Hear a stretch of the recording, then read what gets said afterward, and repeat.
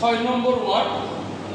এই ওয়ার্ডের প্রথম দিন রুগী অ্যাডমিট হয়ে তারা তো ভাইরাল থাকে, মানে অ্যাবনর্মাল থাকে, তারা বিভিন্ন রকম সমস্যায় জর্জরিত, যার কারণে এই 6 নম্বর ওয়ার্ডে এরা 3 দিন থাকে।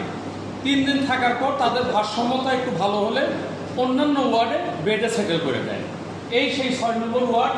এখানে প্রতিনিয়ত 5-6টা 4টে করে রুগী আসে এবং প্রতিনিয়ত 5-6টা 4টে করে রুগী আবার অন্যথায় রিলিজ হয়ে যায়। তা আমরা শিপনকে, এই যে শিপন দেখতে পাচ্ছেন, এই যে শিপনকে ভর্তি করে দিয়ে গেলাম। এখন মানসিক হাসপাতালের যে চিকিৎসা আছে সেই চিকিৎসার উপর প্রয়োগ হবে।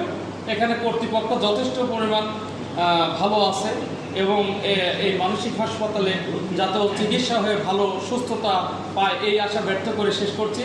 আসসালামু আলাইকুম। আমাদের সাথে সংযুক্ত আছে আমাদের এলাকারই সন্তান, আমার পিআই টিপু সুলতান, খুবই ভালো মানুষ এবং যথেষ্ট পরিমাণ আমাদের আত্মীয়।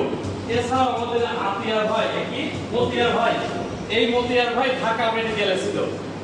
তখন 2013 সালে আমার মা যখন ঢাকা মেডিকেলে ভর্তি ছিল, তারা জীবন দিয়ে বলতে কি সর্বোচ্চ মেধাতে আমার মার চিকিৎসা করাইছে। আমি মতিয়ার ভাইয়ের কথা কোনোদিন বলতে পারবো না।